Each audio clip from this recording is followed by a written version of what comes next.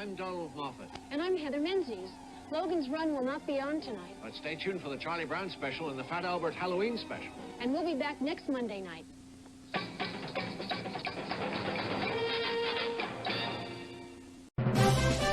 Word Balloon is brought to you by the League of Word Balloon Listeners.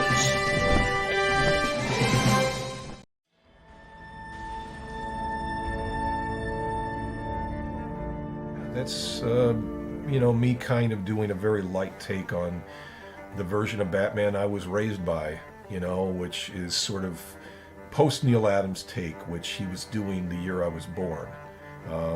Neil Adams was redefining the character kind of in the cracks and corners of DC when he was first a cover artist on a lot of the Batman books in the late 60s, and then once they gave him sort of the run of the place, his look, he kind of exaggerated even more with the lighting and the grandeur, the way he would exaggerate the figure form, the length of the ears, the length of the cape.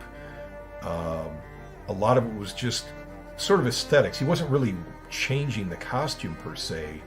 I tried to illustrate what Adams did with a sense of maybe somewhat photo exacting kind of take on it, while also kind of avoiding some of the comic book tropes of the glowing white eyes, which I was always having a problem with as a kid, thinking about like how the mask is pretty much on his face like it's makeup. Like it's as close to the skin as you can get the way it was drawn by everybody, Adams included.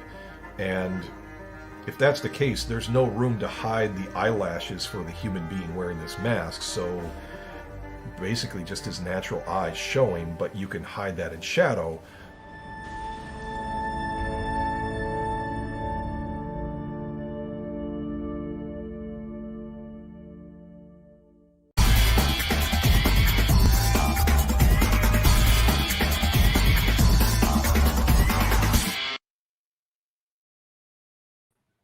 Welcome back, everybody. It's time again for Word Balloon, the comic book conversation show.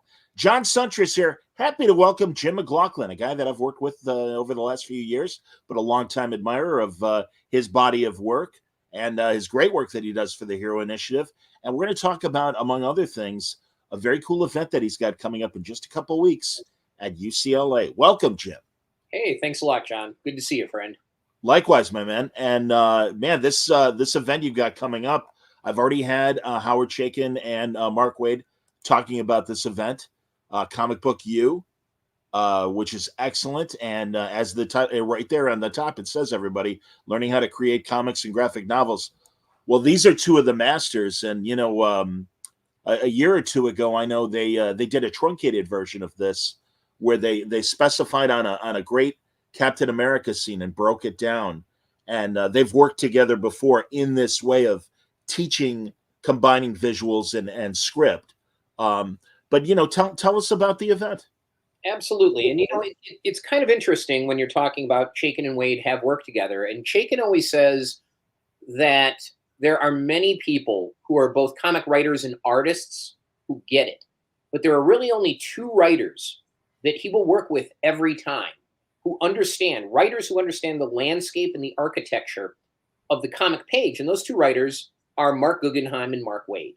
And Chaykin has spent decades, literally decades, kind of breaking it down into a pattern and a system that he calls the paradigm.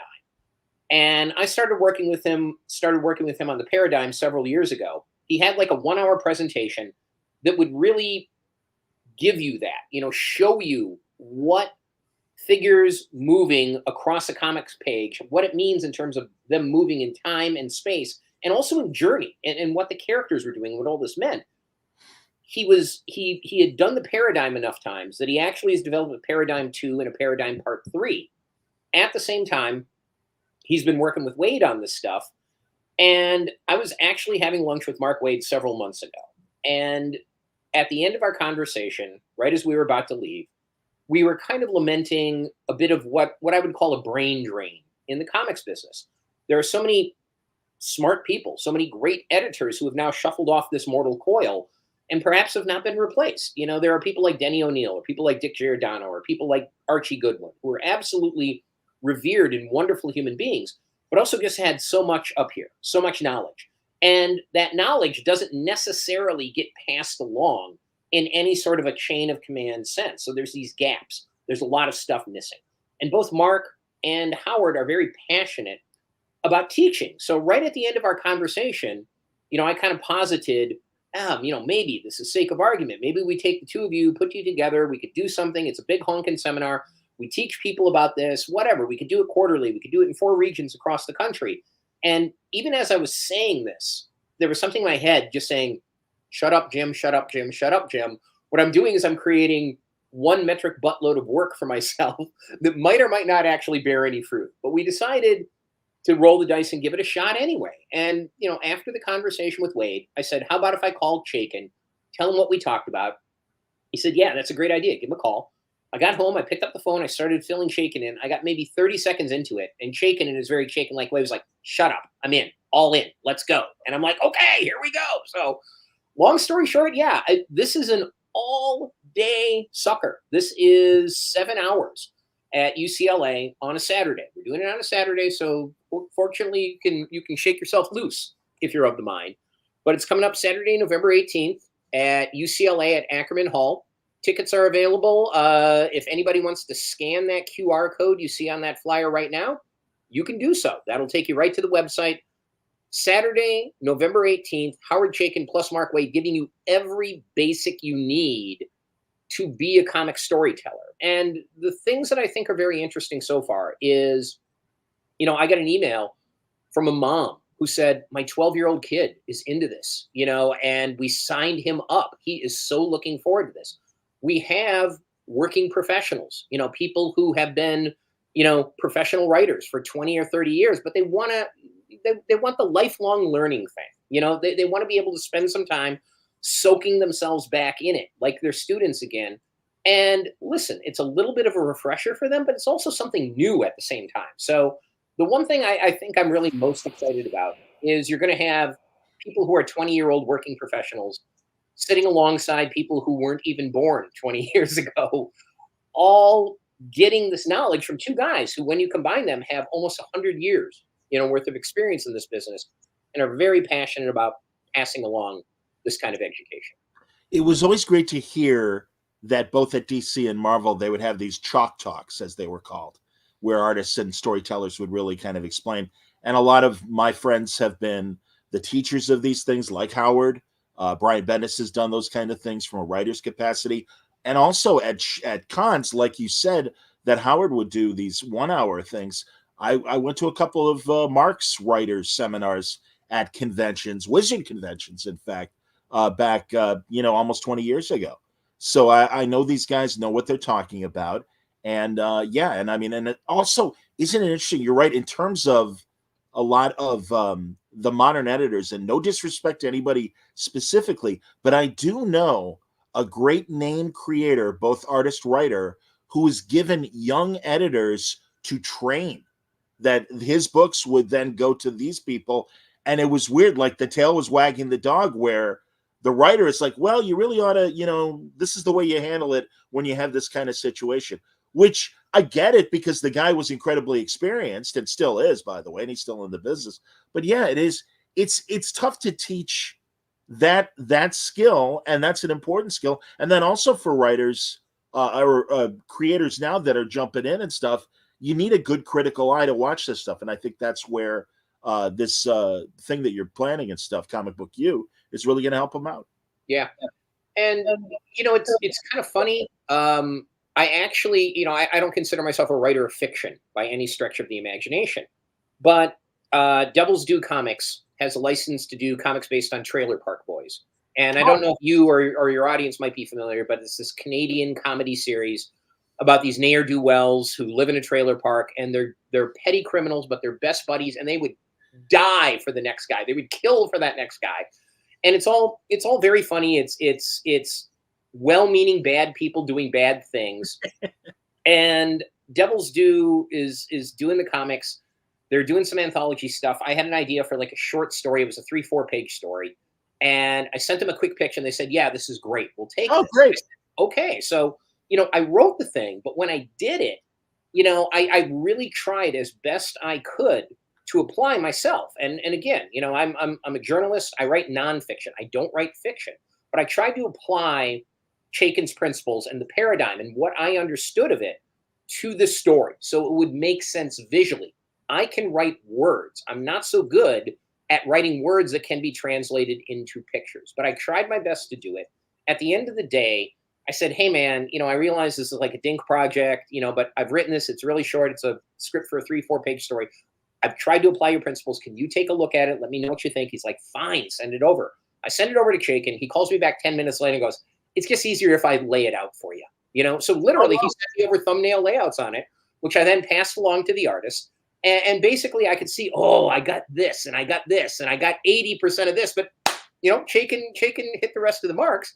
I passed it on to the artist. I said, "Hey man, it's up to you. Nobody's trying to tell you how to do your job. Nobody's trying to take the pencil out of your hand. But if you want to look at this, you want to follow along with this, if you want to incorporate any of this, you can go ahead." And he's like, "This is Howard Chaykin. I'm following this." Oh, that's so good to hear. Absolutely, man. Yeah. And again, another thing I heard that DC with their YA recent graphic novels, and they have new artists doing the finished work.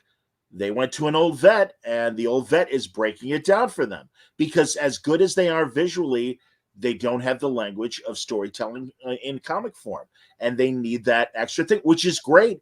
And as I've understood it, all the artists are like, "This guy knows what he's doing. Thank you. It's a big help."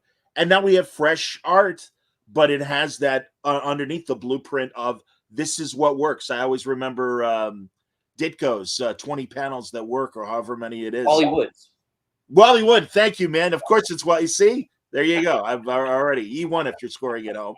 But yeah, Wally Wood's 20 panels at work. And it's like, no, you get it when you see that. It's like, oh, absolutely. Yeah. And you know what? I think you bring up an important point that, this is all learning. This is all knowledge. Sometimes it's training wheels, and at some point you can take the training wheels off. And I'll give you another good example. And this is something that Chaykin is a big fan of. You might recall a year or two ago, maybe 3 years ago, I don't remember, a couple of years ago, Tony Fleeces and Trish Fornster and Tone Rodriguez did a book called Stray Dogs. It turned out to be a big hit. Great book. And Chaykin absolutely loved that book and thought that Trish Fornster's ability to draw and to render, these dogs and give them these human expressions was absolutely amazing.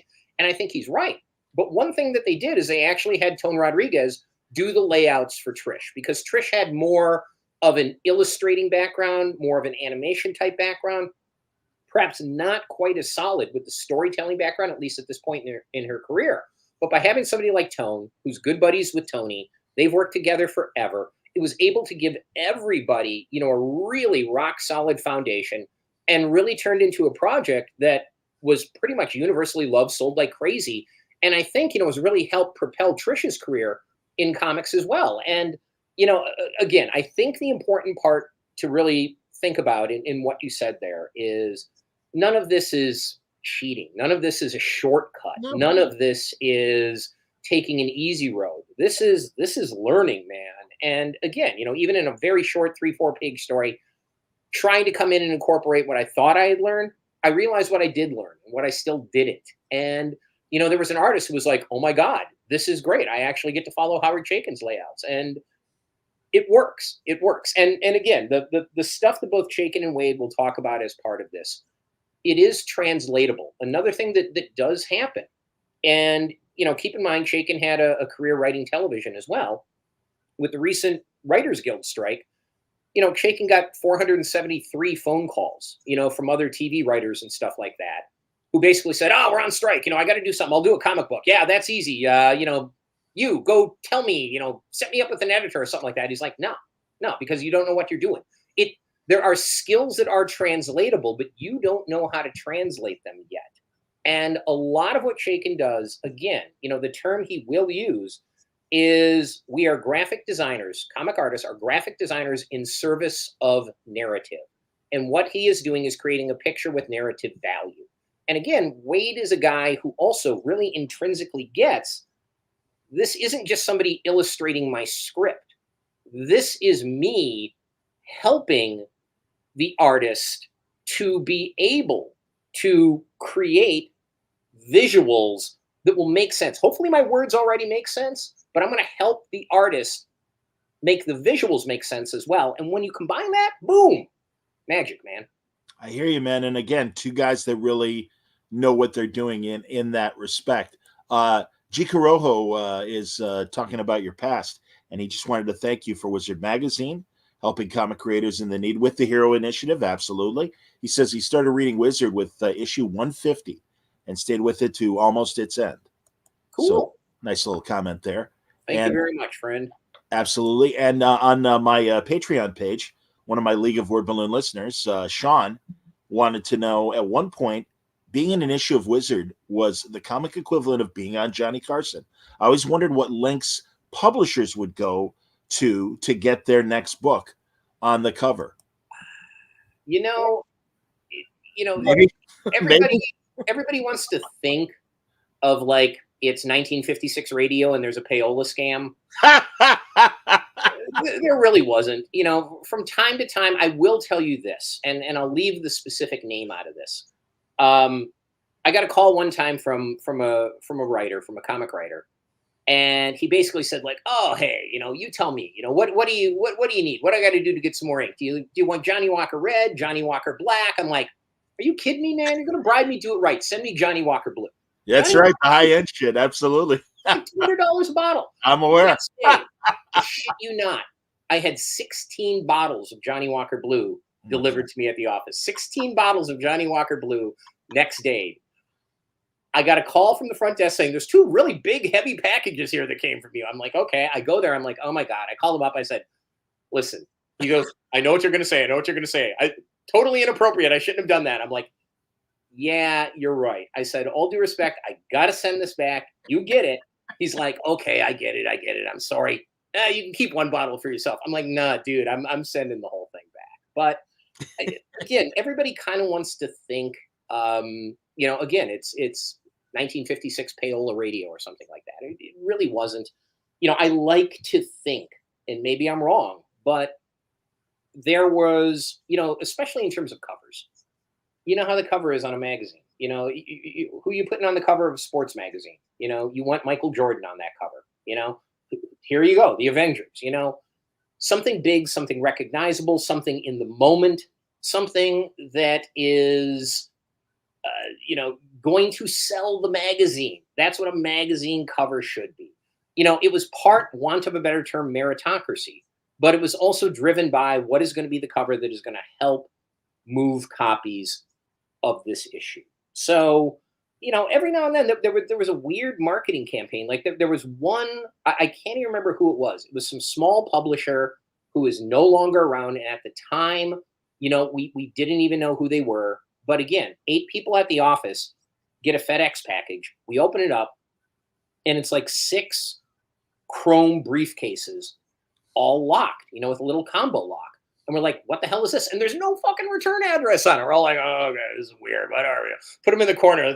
Let's submerge this. Make sure it's not that it's not a bomb. Yeah. Yeah. The next day, we all get like a next day envelope. Basically saying, okay, the code, the combination is this, and we pop it open, and it's a press kit on somebody's new publishing venture. And is it clever? Hell yeah, that's clever. But at the end of the day, we kind of looked at it and said, this is an unknown publisher with unknown creators, an unknown book, and it looks kind of, we might have given them 1 column inch, worth of ink. So, A, for effort, they tried hard, but again, I like to think it was a meritocracy. The only thing that I would suggest really, entered that stew is the cover. And again, you want something that's gonna make the issue move. Alex Ross, perfect example. Well, that's why I picked those two to give examples of Wizard. I always refer to it, and this is not a pejorative, but I always refer to it as the People magazine of comics. Yeah. I mean, there was the Comics Journal, Amazing Heroes was the generation, or not even generation, but a few years before, and Comics Interview that David Anthony Kraft was making and stuff. And I picked up all that stuff because I really wanted to read it, and I was very flattered. I was telling you when we were talking last week, very early in Word Balloon, around 2 years into it, there was occasionally you'd have a creator just give their thoughts on a certain topic, and podcasting came up, and if it was you or whomever asked Alan Heinberg, "Hey, what podcast do you listen to?" And he's like, "Oh, I really like Word Balloon with John Suntress," and I'm like, "Hey, I'm in Wizard, yay!" I'm a real boy. Exactly. No, that was a real acceptance moment of my little BS and everything, and it's like, oh, that's nice. People in the industry actually like what I'm doing. That's good to see. Very good. You do bring up an interesting point, and thank you for prefacing it by saying, it's not a pejorative, but No. the People magazine analogy, I think, is probably a pretty good one. And I think what Wizard really did that other publications, some of which you mentioned, weren't doing, and this is simple. This is simple as hell, but nobody was really doing it. It was all in color, where most of those other publications were 98% black and white. Absolutely. And, we showed human beings. We showed creators' faces. And don't get me wrong, certainly we're never going to put, Brian Bendis on the cover or Alex Ross on the cover or George Perez on the cover, but we'll put Alex Ross's art on the cover. But I believe we're human beings and we make human connections. And anybody reading Wizard, they might have been a fan of George Perez or Alex Ross or anybody else like that. And at some point, if you like that person and you like that work, you want to feel a connection with them. You want to see them. So a color photo, of, this guy who happens to be your favorite comic writer, favorite comic artist, humanized the experience more than anything. 100%, man. I appreciated the top 10 lists you would do for writers and artists. It seemed like early on, and I wonder if this was the magazine reflecting the moment or the magazine in hand was creating the moment, but it really felt like in early Wizard magazines, this was the period where the art was the star more so than the writer. The artist was more the star than the writer. And, so I don't, again, because I'll even admit in that early 90s period, in classic kind of, I can only afford so much. This was when I was right out of college and stuff. And I checked out for a few years. And I didn't come back to comics until the late 90s when I had more disposable income. And all of a sudden I'm like, oh, Kevin Smith is writing Daredevil. Well, I like Kevin Smith movies. That sounds interesting. And, Bendis was starting Ultimate Spider-Man. So I really came in when the wave of going back to story was much more prevalent. But I know in the early 90s, the Image guys and things like that, that it really, the art kind of sold the book more. Thoughts on what I'm bullshitting about right now?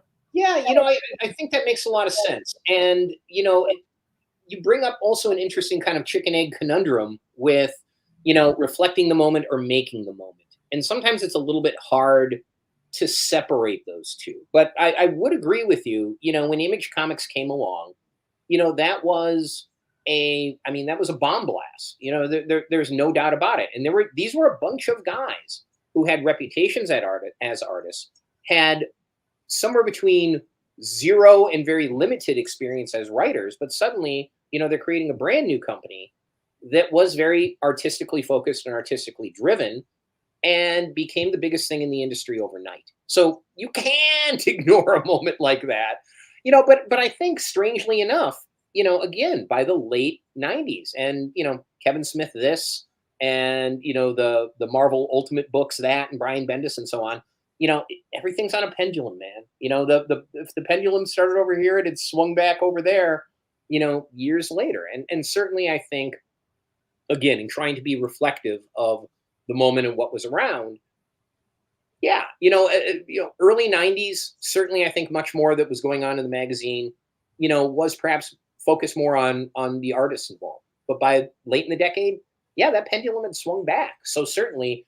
yeah, it is. It's Kurt Busiek this or Mark Waid that or Grant Morrison the other thing or Kevin Smith, who we've already mentioned, kind of, I don't want to say dominating the pages of the magazine, but certainly getting their due for sure. Also, another thing that the magazine had were those half issues, almost a prelude, kind of like the James Bond opening credit sequence before we get to the main movie, and Mm-hmm. you get a little teaser of an event that was coming, half issues. Yeah. I know would be in the magazine and stuff like that.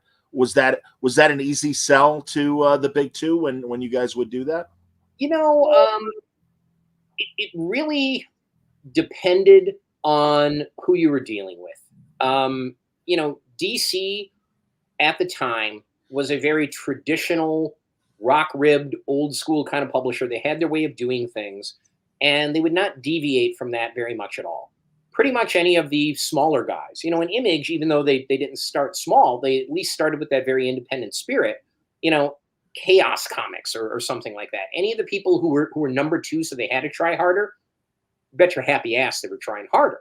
It was very tough to crack the egg of Marvel or DC with that for a while. But I think one of the things that was very important about the magazine as well was, in addition to the magazine itself, it was a three-ring circus in a polybag. You would get the magazine, you would get news and information and jokes, some of which were funny and some of which were funnier. And they were all good jokes, man. Every one of them, damn it. But you would get all that. But yeah, you've got, a half offer thing you can send in for. You've got a poster, you've got a trading card, you've got all sorts of stuff like that. And really, I think that a lot of the appeal of the magazine was, again, you were getting a three-ring circus in a polybag when you picked up that magazine. I so agree with that, and you're right. And all the gimmicks of the moment, and I use gimmick again, not as a pejorative, but you're right. I mean, you did get a poster. I remember seeing those trading. I mean, I didn't give a shit about the trading cards. I wanted to read the goddamn magazine, but it was great that it was there. And like you said, no, it was a real meal for people that invested in each magazine. When did you start with? How early did you start with Wizard? I started in 1993. So the weird secret origin is I was a sports writer, and Wizard had actually started a sports collectibles publication called Collector's Sports Look. This was about 2 to 3 years into Wizard's run, and they were doing very well with Wizard magazine. And this was something that was, covering a collectibles field in comics. And they decided they wanted to do something that would cover another collectibles field, which was sports cards and sports memorabilia. So they started that in 1993. And unfortunately, as I'm sure you know, John, because you know sports, a year later in 1994, Major League Baseball goes on strike. They canceled the World Series. The World Series was canceled. At the same time, the NHL locked out its players, and there was no NHL season. So you had two of the major four professional sports going dark. And this whole sports collectibles market that was just booming and booming and booming. Everybody could kind of see a bust was going to come. You get this. You get baseball strike and canceling the World Series. You get a hockey lockout. You get something that's just going up and up, and bam, it just tanked immediately. So I was there on the staff to start Collector Sports Look in 93. We lasted about 2 years. And I was writing a little bit for Wizard at the time as well. And after the sports magazine went under, they basically said, hey, we'd just like to move you over here full time. And I said, I got to pay rent. I'm still on a lease. I guess I need a paycheck. All right, let's go. So yeah, in terms of Wizard chronology, I would have started with the company concurrent with about issue 26. So okay. 2 years plus in, I really started writing more for the magazine with about issue 32, 33. And then I think it became full-time for me, or pretty much full-time, by around issue 39 or 40. Very cool. No, I enjoyed when you were running things. When did you leave? Oh man, I gave myself a really nice long goodbye. It's kind of hard to answer. At one point, it was 1999. I moved. The offices were in New York, and I moved to Los Angeles in 1999. And basically, what happened was I was making maybe 15 trips to 20 trips a year around the country, doing features, doing interviews, doing conventions, doing events. I was traveling a lot, 15 to 20 times a year. And of those 15 to 20, maybe 12 were to California and maybe 10 were to Los Angeles. So it got to a point where, I had more friends in LA than I did in New York. So one day I went to my boss and basically told him that. It's like, I'm doing all this traveling. You're spending God knows how much on airfare, hotels, rental cars, meals. You don't know half the shit I'm expensing behind your back. why don't I just move to LA and set up a one-man West Coast office and you'll probably save money in the long run? He said, yeah, go. And I'm like, fuck yes. That was 99. That's what we did there. By about 2004, I think it was, I had actually got an offer from Top Cow Productions to become their editor-in-chief. And I kind of split the job. I was still working at Wizard, and I basically didn't want to give up what I was doing at Wizard. I'd been there for a while. It was a decent paycheck. It was nice security, but I reached an arrangement where I said, listen, I'll work at Top Cow 3 days a week. I'll basically work on Wizard stuff 2 days a week. You guys knock my salary down to X, blah, blah, blah. And that continued for a couple of years. And it finally hit that inevitable point that it's going to hit where, again, my boss kind of came back to me and said, hey, look, we were paying you this and then paying you this and then paying you this, and we need you around, so we paid you this. Now you kind of went back to here, but you're kind of high up our pay scale. We need, more Indians and not as many chiefs. It's like I could probably get 2 or 3 guys for what I'm paying you. Sure. 2 or 3 full-time jobs for what I'm paying you to work part-time. So what do you say we say goodnight? And I'm like, not a problem. I got no complaints. So I don't even know. That was 2006, 2007, something like that. So I don't know. I gave myself a nice, comfortable 7-year-long goodbye. No, that's interesting. I had Gareb Seamus on relatively like within the first 2 years of Word Balloon. I don't remember the year. I'd have to look at the episode list. But I noticed that for a while, and again, as you were pulling yourself out of it, I wonder if you were in on any of these meetings, because it really felt like that, and it happened with a lot of monthly magazines, no matter what the subject, you had this 24/7 news cycle of online content competing with the monthlies. I worked at Sporting News Radio, but it was very much tied to the magazine. We found, especially as our online presence and broadcast presence continued, the magazine was still kind of doing things the way they were before they got involved with the internet and radio. And literally to the point, and as a sports fan, you'll appreciate, they would still run baseball stats, the batting averages and team averages and stuff. Well, their information was 2 weeks old. Yeah. You went online and it was right there for you, right after a game or whatever. It was because, and I really, no disrespect to Gareb, but I felt like I was George Stephanopoulos on a Sunday morning trying to get a real answer from a senator, and all I was getting was platitudes. Because I'm like, do you feel like you need to, from an editorial standpoint, change what you're doing over there? And he said, no, we just need compelling content. And he kept saying it over and over again. And I'm like, well, what does that mean? What does compelling content to you mean? Never got an answer. So were you aware of that while you were there? Did it come up in discussion in terms of the encroaching online, content that was happening? Yeah, it's weird because I think there's no two ways to put it. Wizard punted the internet. Just fucking punted it. Just did a horrible, horrible job with it.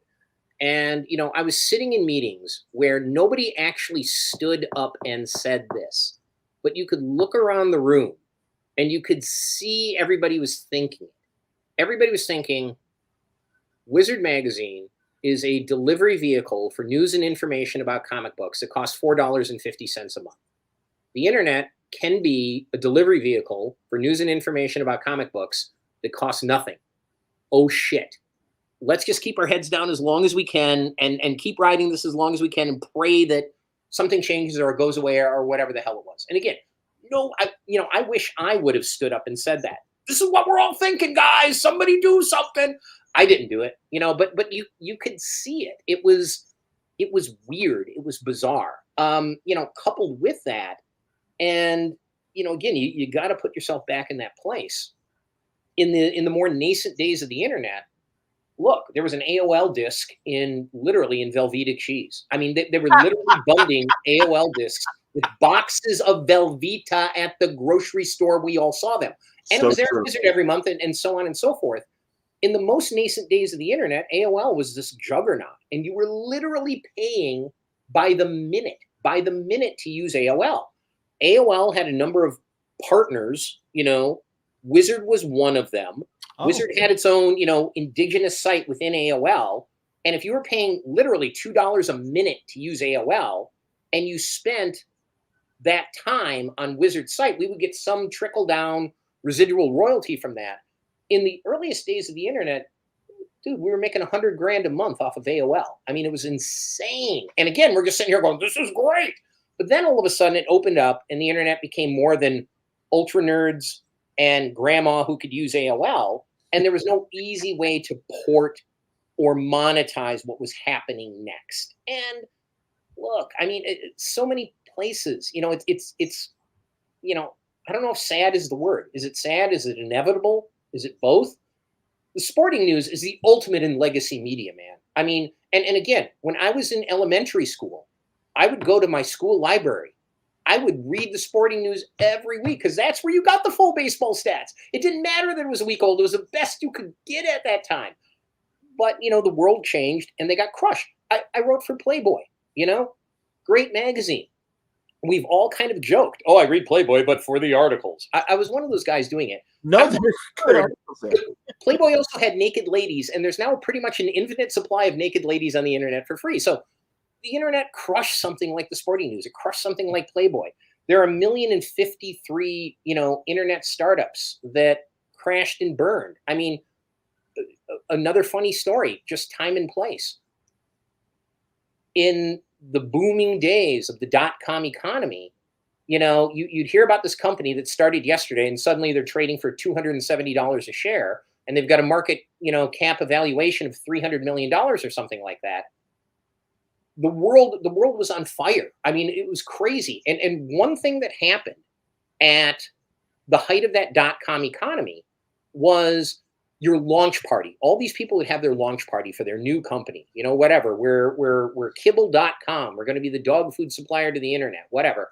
Come to our party. We got Lenny Kravitz and an open bar. It's like, yeah, okay, I'll go. But competition got so fierce for people to come to their parties. And if you had a party that was a dud, that meant your company was going to be a dud. That was the tail wagging the dog. There was one time I was in San Francisco. I got a call from somebody going, hey, Jim, you know, you don't know me, but I'm Joe Jones. You know, I'm with blah, blah, blah.com. I hear you're in town. I'm like, what are you, the cops? You know, like, yeah, we're having our launch party. You know, do you want to come to our launch party tonight? You know, we're giving people this and we're giving people that. And they would give you like 5 shares of stock, you know, whatever. That was, you know, most of the stuff is toilet paper now. I'm like, oh, I'm really sorry. I got plans. You know, I'm meeting up with somebody for dinner. You know, if you would have told me before, I maybe could have done it. Okay, fine. Hang up the phone. Hour later, I get a call back saying, hey, we'll give you $100 cash to come to the party as well. I'm like, what? It's like, yeah, well, we'll just pay $100 to be here. We're paying people $100. I'm like, I'm sorry, man. I really can't. Hang up the phone. An hour later, it's like, we'll give you $200 cash. They're offering me like Lenny Kravitz playing on stage, an open bar, food, 5 shares of stock, and $200 cash. And I was like, that offer ain't good enough. But that's how it was in those damn days. So look, maybe I'm straying from the point, but no, I love it. But let me underline again, because there is no two ways about it. Wizard punted the internet, period. We all know that. But you know, the sporting news, all due respect, I love the sporting news. Everybody punted the. That's honestly, Jim. No, Wizard wasn't alone. Playboy is a great example. Living in Chicago and working in Chicago media, well aware of Playboy's, fall, and it was slow, but it happened. And yeah, no, you're not alone. And again, I experienced it, like I said, at Sporting News. While I was there, they did change the magazine finally, but that first year, it was like, well, but this is how we always did it. And it's like, yeah, but it's not the 1940s anymore, where you were the Bible of baseball. And if I wanted to know how the Toledo Mud Hens were doing, and I lived in Oregon, I could follow it in the Sporting News. But again, with the internet, things changed. Oh, there you go. Hold on a second. Dave Gutierrez. McLauchlin refused an open bar. Fake news. I think my friend was buying the drinks that night, so I was covered one way or the other. G. Carew, a couple observations about Wizard. Wizard introduced me to the ins and outs of the world of DC and Marvel, along with older classic stories. I also got to see the non-superhero comics, like Paul Chadwick's Concrete, one of the greats.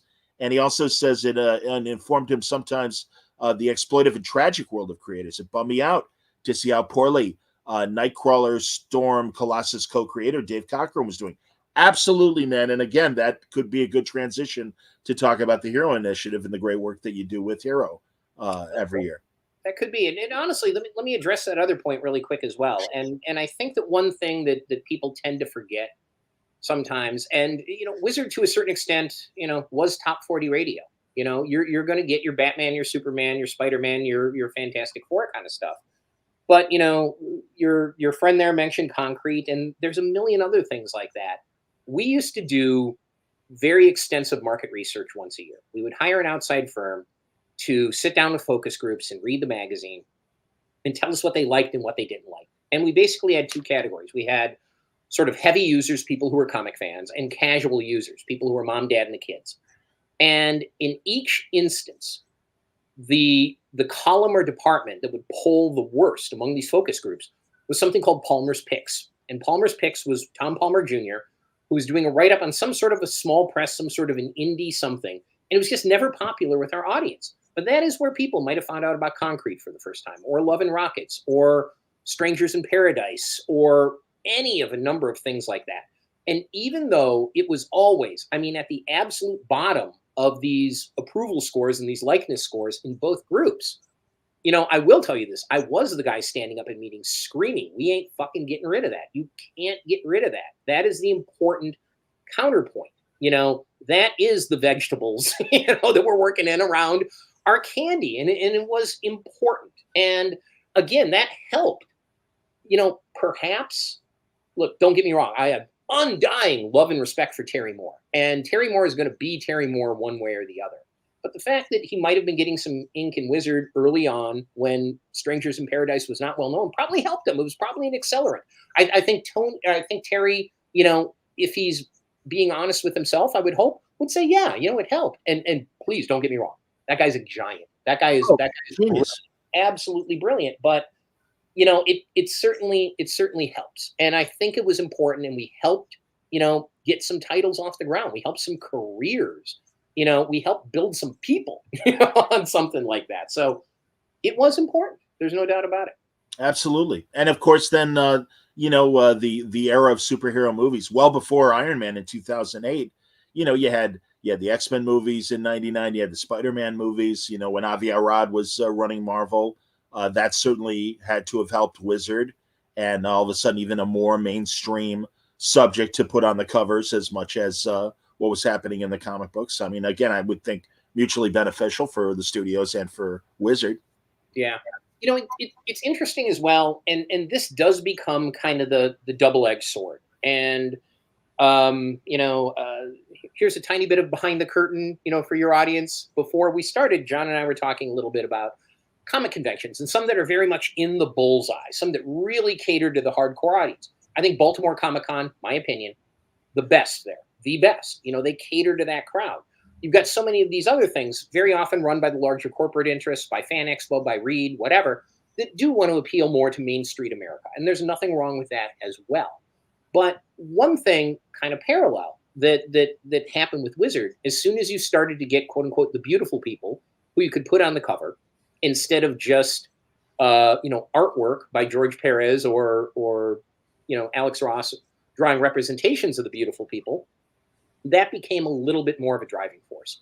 And, unfortunately, I think the company, to a certain degree, had moved away from the more ground roots feedback that we were getting from focus groups. And for myself, I would read every letter we got. Back in the days of put a stamp on it and send it to us, we were getting 2,000 letters a month. I would read every one. I would summarize. I would create reports for the company. I would give people memos on what people were talking about, what our readers liked, what they didn't. We got that grassroots information. Later, we started to be told, if you want to get bigger advertisers, if you want to get Coca-Cola or General Motors, you need to have more pictures of, whoever's playing the Black Widow. I'm terrible at, what's her name? Scarlett Johansson. Thank you. More pictures of her. And they've said, basically our advertising department was coming to us with legitimate feedback from advertisers going, all these comic creators are showing they're ugly. We don't want to be next to that. We don't want an ad for Coca-Cola next to a guy who looks like that. And I'm dead serious, man. I believe it. Absolutely. That's what marketing people do. That's how it was. But again, to the point earlier, I think one of the most important things we did was humanize the creators behind it. So all of a sudden, you've got this immovable object and this unstoppable force, and one of them is going to win, man. Man, G. Kuroda, great observations. He goes, he's still waiting for that Supermax Green Arrow movie he read about in Wizard. It's still coming, right? Well, I remember before Wizard, Comic Scene would have a section in their magazine of what was in development. And I remember Joel Silver was going to produce a Sergeant Rock movie with Schwarzenegger in the movie, and Green Lantern movie was in development. Starlog would do the same thing, so these things happen. Yeah, and you got to write about, whatever the buzz is at the moment. And certainly in that early 2000 period, there were a lot of ideas that were floating around. Adrian Pilecki was going to be Wonder Woman. Well, of course, she did the pilot of the TV show that didn't happen. But yeah, it is interesting, that period of, hey, this TV show, this movie, or whatever. It is kind of funny because, I to be perfectly honest, when I said Black Widow, who plays her, you said the name Scarlett Johansson, and suddenly it clicked with me. But I'm terrible at actors and actresses. I've never paid attention to that world. I could sometimes pick these people out of a lineup, sometimes, but I used to, again, it was always popular. We used to have, our column on movie and TV stuff. And, that would pull medium to medium high with the focus groups. It was good. But I was always like, this is garbage. We're writing about 99% of this stuff.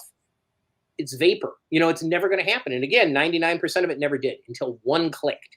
And then everything did. But we were all waiting for the click. It was kind of like, oh my God, here's Pam Anderson in a barbed wire movie. And whatever. At the time, Pam Anderson was one of the biggest people on the planet. Oh my God, here's the Judge Dredd movie, which I think had Sylvester Stallone. And that's again, right, the first one. Yep. Yeah, everybody's, this is it. It's like Shaquille O'Neal as John Iron Steel. Yeah, didn't exactly. But again, Shaq was a force of nature on the planet. You would think, put him in a Superman S and it's Shaq? Hell yeah. Everybody and their grandma is going to like that. Maybe not so much. a lot of misfires in the 90s. The Spawn movie with Michael Jai White and Martin Sheen, I remember, and John Leguizamo. No, you're right, man. And it was like, all right, maybe this one. And then finally, Batman Begins and Sin City, all that action. That's why I started Word Balloon, Jim, because I saw that finally mainstream was kind of catching on, and they were making good movies. Mm-hmm. And it was and also in the 90s, and really during Wizard's height, you had all those almost superhero things where they were afraid of costumes, but you had ideas like Buffy and the Sentinel and some of these other first-run syndicated shows, and also, Fox and UPN level and WB shows that were going to try and make it, and again had superpowers, but it was plainclothes superpowers. Yeah.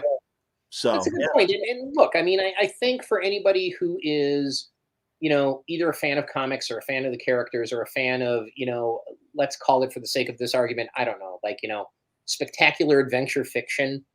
Yeah, you live in a garden of earthly delight right now. I mean, again, if you were to go back to 1984 and say, hey, 1984 John, someday 8 of the top 20, freaking grossing movies of all time are going to be Batman, Spider-Man, and Iron Man stuff. Oh, and by the way, you can turn on the TV on any given night. There's 6 different, comic book TV shows, most of which hew very closely, to the source material. Sure. You'd be like, what are you talking about, future guy?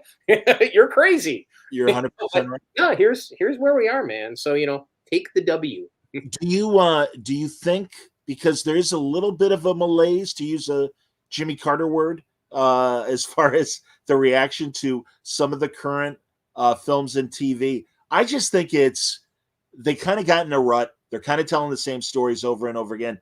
And I think, first of all, I don't think the superhero genre is going to go away. I've had these conversations with guys like Danny Figueroff too, where I'm like, no, it's like the Western, man. I'm like, it may reduce a little bit, and certainly with the economics that the current studios are facing, they're going to pull back a little bit. It's not going to go away. But I really think, regardless of that, it's like we're just waiting for something different, in the same way that Deadpool was different compared to the other Fox and Marvel movies and the like. I mean, what your thoughts on, are we at an oversaturation point? And I don't know. I mean, I think, and again, my window into this world is very small. But I think the current issue of the Hollywood Reporter, actually addresses and has on their cover like the superhero overload or the superhero, snapback or whatever the hell they're calling it. And some people are talking about, yeah, it's just too much and audiences are tired of it.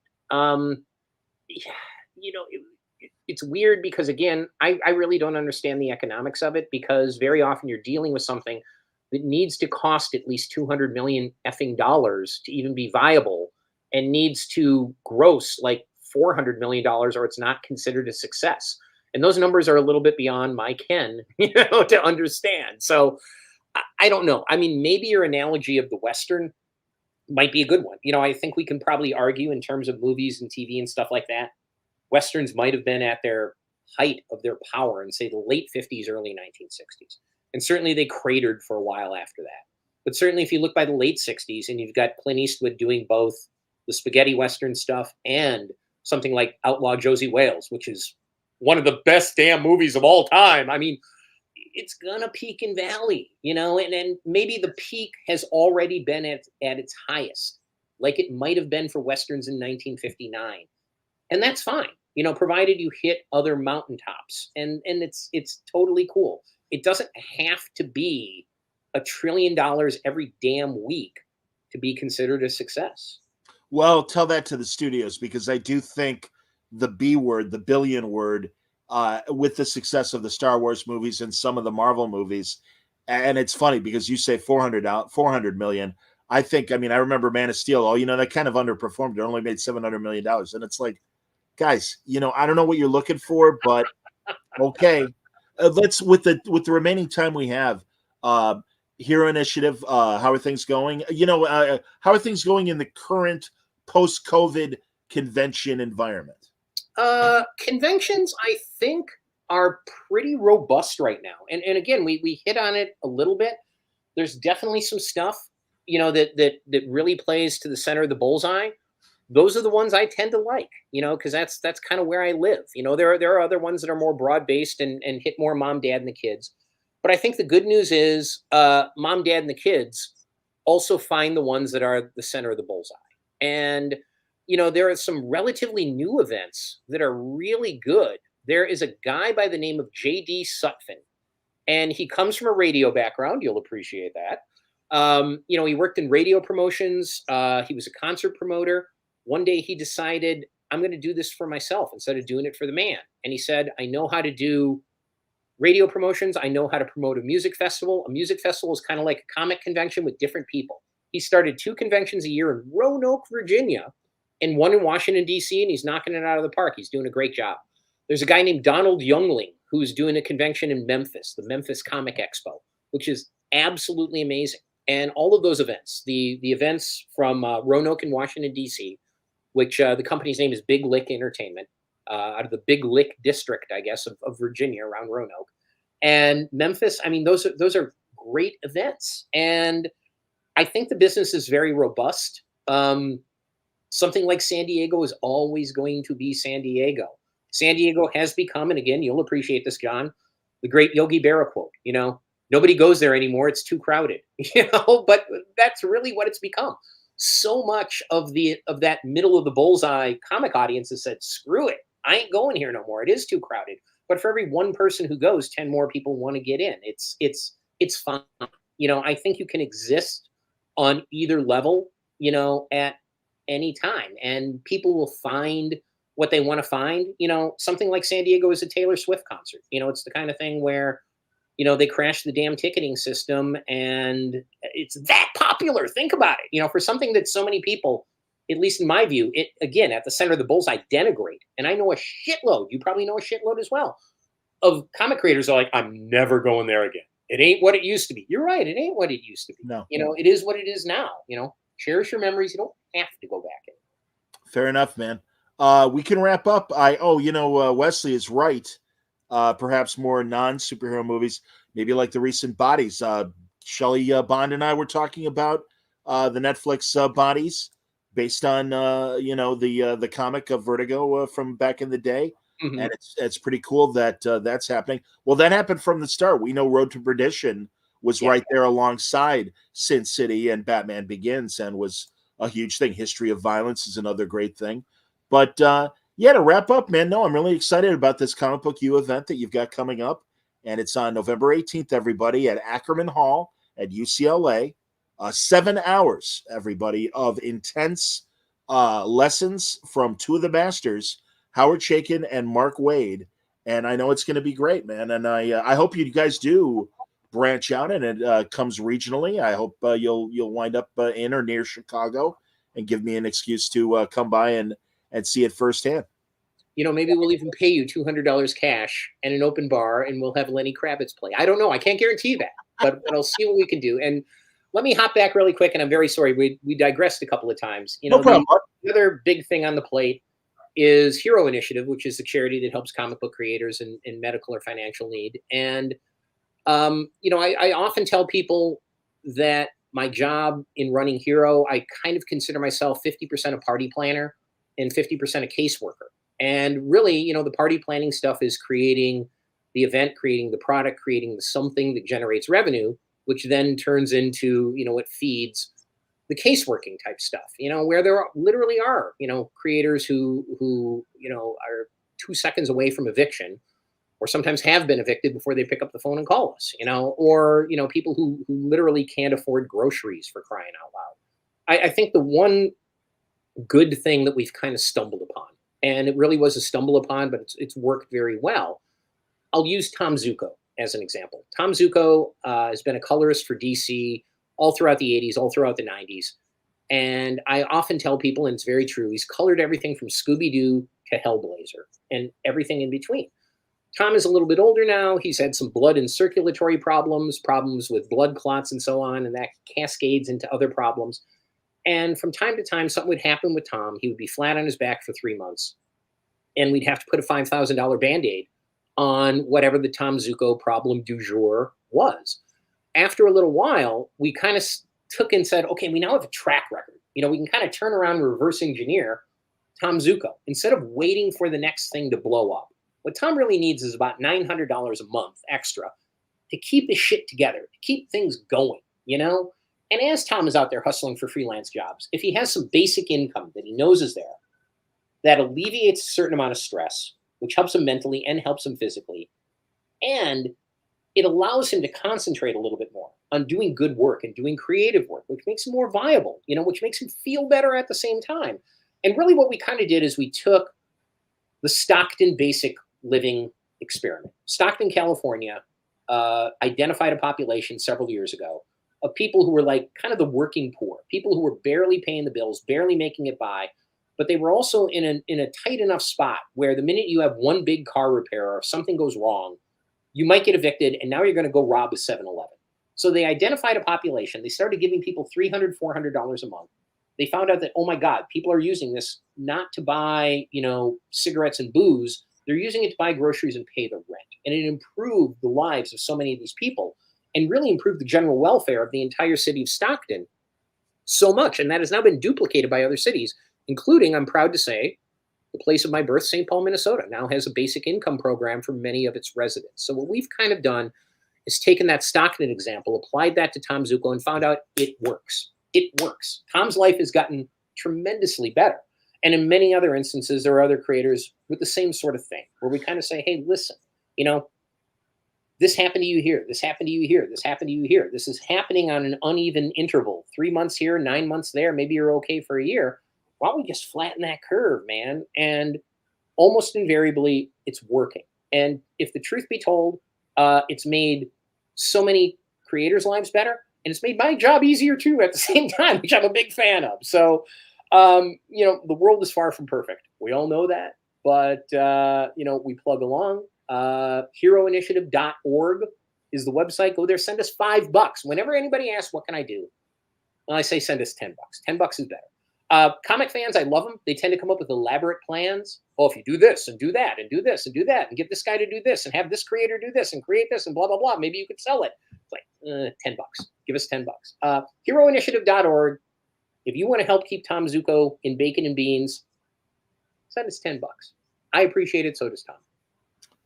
Sounds great, man. Absolutely. Heroinitiative.org. And, I've certainly supported I've worked with the organization, with you on some online drinking draws in the past. And also, certainly did my share as far as when I see the big jar at the convention and throw in some money and everything. No, I understand, and a lot of great creators have benefited from the good graces of the Hero Initiative, and it's a great organization. I'm really glad you brought up something as simple as the Stockholm experiment and Stockton experiment, Yes. not Stockholm. But no, that's great. That sounds great. Jim, thanks. Truly, I appreciate the conversation. You got to come back, and let us know when that Talk doubles. more about the sporting news and Playboy. That's what I really want to talk about. I'd be happy to. Well, as you know, when we were emailing back and forth, you mentioned Yogi Berra. I'm like, hey, that Yogi Berra Netflix thing, man, was just fantastic. Their documentary. Check that out. I haven't seen it yet. I'm currently watching The Pacific, which is their companion to the Band of Brothers, which was the European Theater of Operations. I'm now watching The Pacific. That's awesome. When you're done with that on Netflix, Tokyo Trial is the war crimes trial for the Japanese, just like Nuremberg was for the Germans. See, I'm a big World War II history buff, so I could be down this hole forever, which is fine. Netherlands Television produced it, and it's in English, but it's really, really interesting, and it's nice to get more of the Allies beyond the States and what they were thinking during this war trial. It's only 4 parts. It's fantastic. So I'll check it out, man. All right, dude. Well, thanks a lot for coming on. You take care. Thank you. Vaya con Dios, my friend. Absolutely. Jim McLauchlin, everybody. Don't forget, tomorrow night, I'll be talking to Brian Bendis about a brand new, book that he's got going, Masterpiece, with his old Daredevil companion, Alex Maleev, and, of course, Scarlet. We're going to talk about that. Hopefully, Alex will join us. I know Brian will. So that's coming up on the next Word Balloon. I hope you will join us tomorrow night for that. Until next time, everybody stay safe, stay happy, and please stay healthy.